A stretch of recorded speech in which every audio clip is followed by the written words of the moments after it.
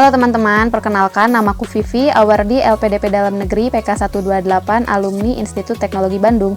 Di sini aku mau sharing pengalaman aku dalam memperoleh beasiswa LPDP untuk membantu teman-teman mempersiapkan pendaftaran LPDP tahun 2022.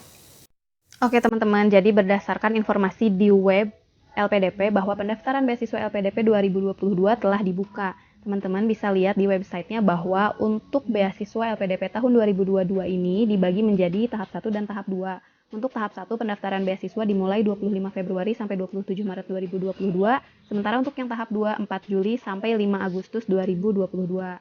Nah, untuk pengumuman hasil seleksi substansi tahap 1 30 Juni 2022, sementara untuk pengumuman hasil seleksi substansi tahap 2 yaitu 11 November 2022. Adapun ketentuan perkuliahannya, untuk tahap 1 diberlakukan untuk perkuliahan paling cepat Agustus 2022, sementara untuk beasiswa tahap 2 diberlakukan untuk perkuliahan paling cepat bulan Januari 2023. Nah teman-teman, untuk bukletnya ini dapat di-download di kolom ini. Jadi apa saja sih jenis-jenis beasiswa LPDP tahun 2022 ini? Jadi ada 3 jenis beasiswa yang dibuka. Yang pertama beasiswa afirmasi, terdiri dari beasiswa daerah afirmasi, beasiswa penyandang disabilitas, beasiswa prasejahtera, dan beasiswa putra-putri Papua. Sementara untuk beasiswa targeted terdiri dari beasiswa PNS TNI Polri, dan juga beasiswa kewirausahaan. Sementara beasiswa program umum terdiri dari beasiswa perguruan tinggi utama dunia atau PTUD, beasiswa co-funding, dan beasiswa reguler. Program beasiswa tersebut membiayai untuk S2 dan S3 dalam negeri ataupun luar negeri. Lalu apa sih bedanya teman-teman? Nah, untuk beasiswa afirmasi yang pertama, beasiswa daerah afirmasi yaitu diperuntukkan bagi WNI yang tinggal di daerah afirmasi. Untuk list daerah afirmasinya ada di buklet LPDP ya teman-teman, dan ini bisa untuk melanjutkan studi S2 ataupun S3 dalam negeri maupun luar negeri. Yang kedua yaitu beasiswa afirmasi penyandang disabilitas yang diperuntukkan bagi warga negara Indonesia penyandang disabilitas yang memenuhi persyaratan untuk melanjutkan studi S2 ataupun S3 dalam negeri maupun luar negeri. Kemudian yang ketiga adalah beasiswa afirmasi prasejahtera, yaitu beasiswa yang diperuntukkan bagi WNI yang berasal dari keluarga prasejahtera atau miskin untuk melanjutkan studi S2 baik dalam negeri maupun luar negeri. Sementara yang keempat yaitu beasiswa afirmasi putra-putri Papua yang diperuntukkan bagi warga negara Indonesia putra-putri asli Papua. Selanjutnya ada beasiswa targeted, yaitu terdiri dari beasiswa PNS atau TNI ataupun Polri. Ini diperuntukkan bagi WNI yang berprofesi sebagai PNS, TNI, dan juga Polri untuk melanjutkan studi S2 ataupun S3 baik dalam negeri maupun luar negeri. Kemudian yang kedua adalah beasiswa kewirausahaan, diperuntukkan bagi warga negara Indonesia yang bergerak di bidang kewirausahaan untuk menempuh jenjang magister luar negeri untuk melanjutkan S2 di luar negeri. Kemudian yang ketiga adalah beasiswa program umum. Beasiswa program umum ini dibagi menjadi yang pertama beasiswa perguruan tinggi utama dunia atau PTUD, diperuntukkan bagi warga negara Indonesia yang telah memperoleh LOA dari perguruan tinggi utama dunia untuk melanjutkan studi S2 maupun S3 luar negeri.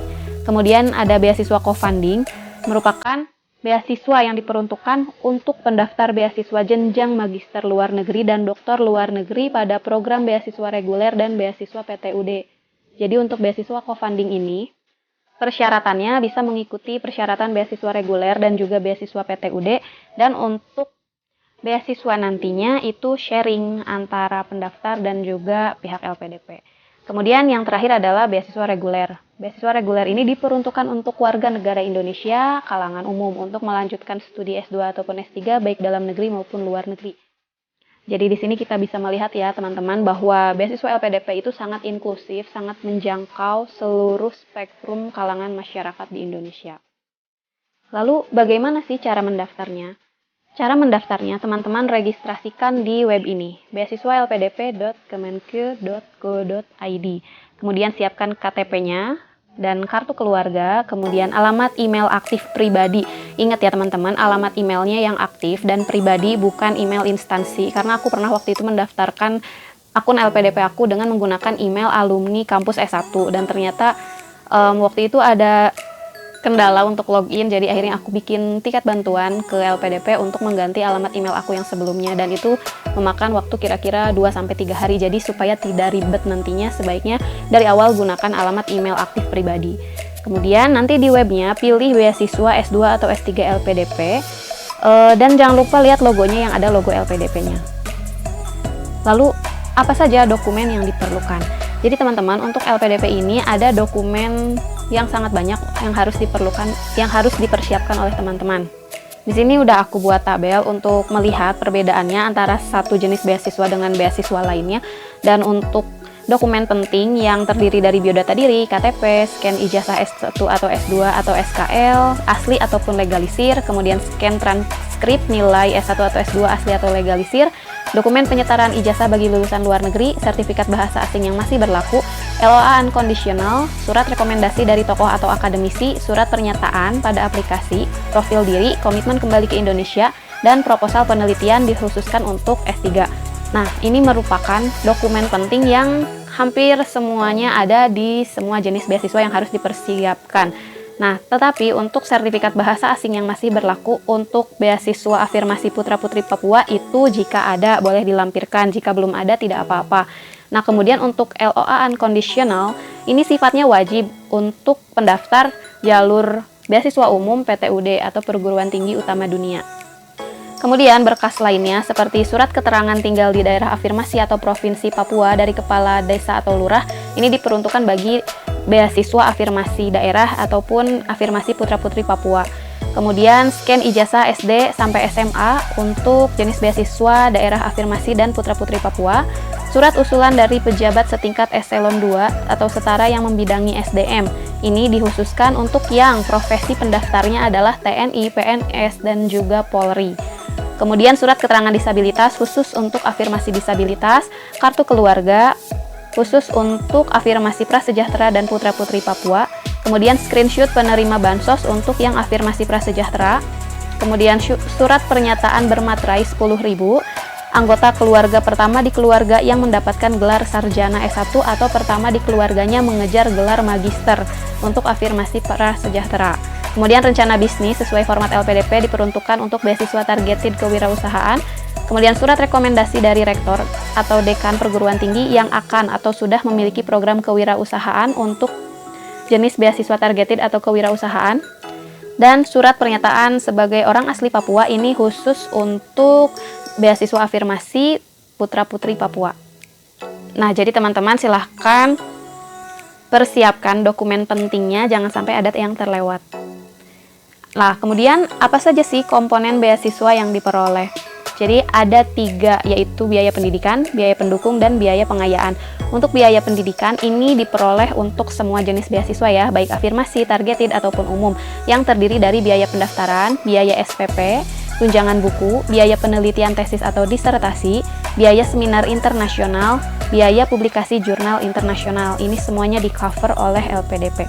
Kemudian yang kedua, biaya pendukung juga diperoleh untuk semua jenis beasiswa, baik afirmasi, targeted, ataupun umum, terdiri dari transportasi, aplikasi visa, asuransi kesehatan, biaya hidup bulanan, biaya kedatangan, biaya keadaan darurat jika diperlukan, kemudian tunjangan keluarga khusus untuk dokter, dan biaya pendukung pendamping penerima beasiswa kelompok penyandang disabilitas sesuai ketentuan LPDP yang berlaku khusus untuk afirmasi disabilitas.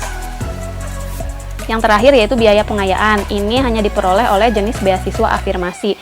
Biaya pengayaan ini biasanya merupakan biaya pengayaan bahasa atau disingkat PB. Jadi untuk teman-teman afirmasi nanti biasanya ada pengayaan bahasa durasinya 3-6 bulan, yang mana di sana programnya adalah untuk meningkatkan skill bahasa Inggris teman-teman untuk mempersiapkan TOEFL ataupun IELTS.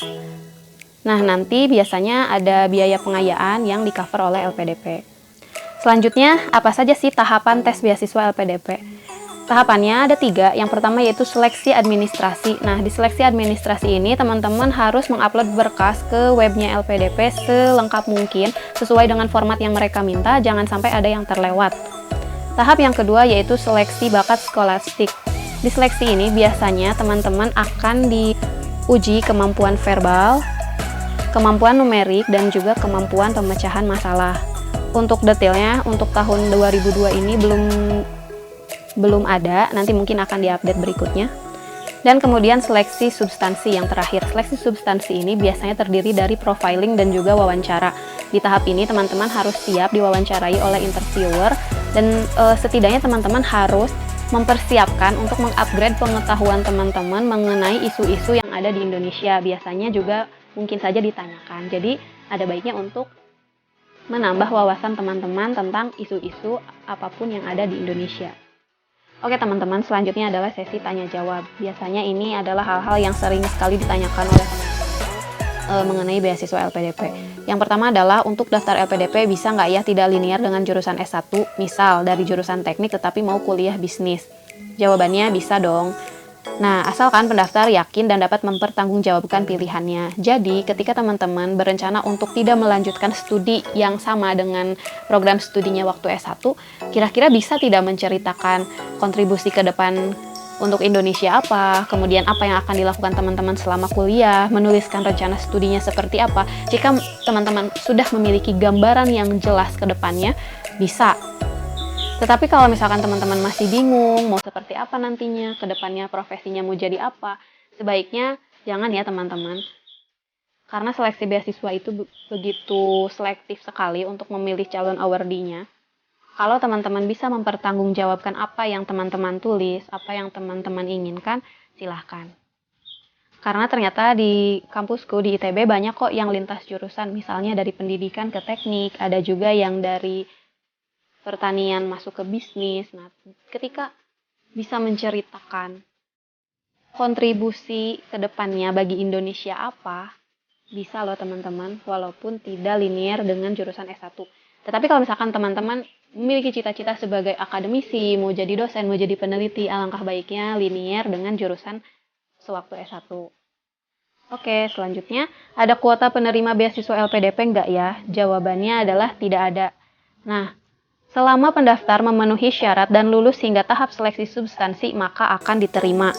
Ini pernah dikonfirmasi oleh salah satu pihak LPDP yang datang waktu itu ke ITB, dan ada yang menanyakan pertanyaan ini.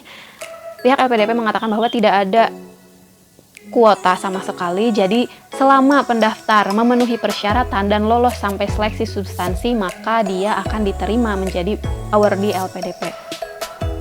Selanjutnya, saya PNS, atau saya pegawai swasta, atau saya pegawai BUMN. Kira-kira boleh daftar nggak ya?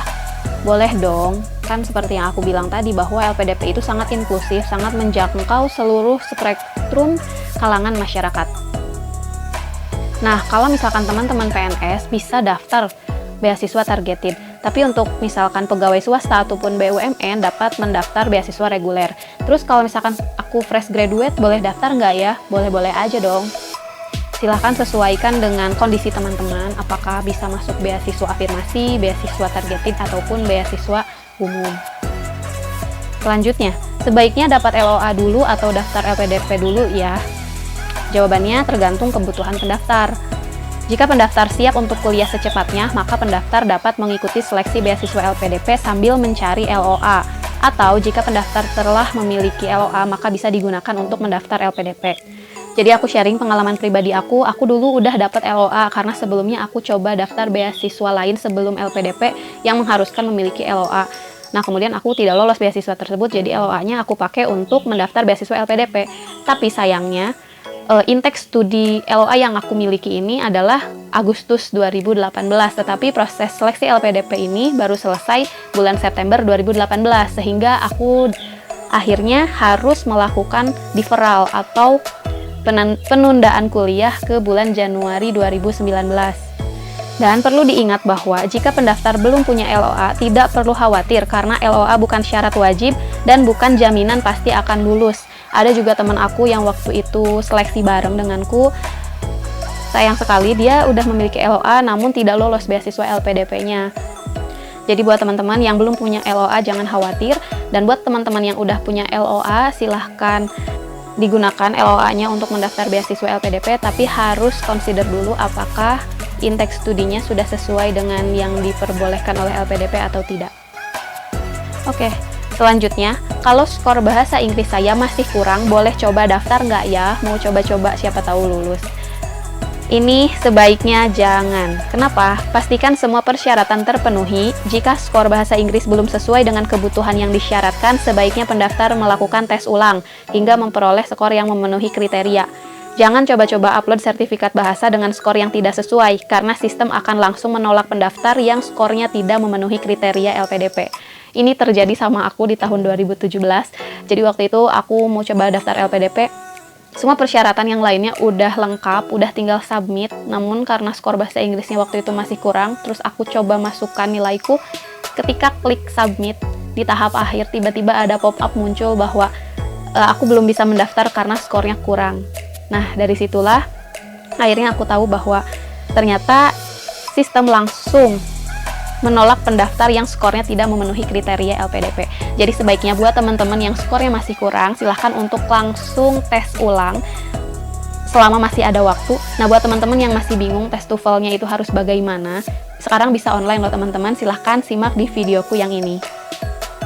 Oke teman-teman, terima kasih untuk yang sudah menonton video sharingku hari ini. Jika ada pertanyaan, silahkan komen di kolom komentar. Jangan lupa subscribe, like, share, dan komen karena aku akan sharing tentang beasiswa LPDP tahun 2022. Semoga bermanfaat. Terima kasih.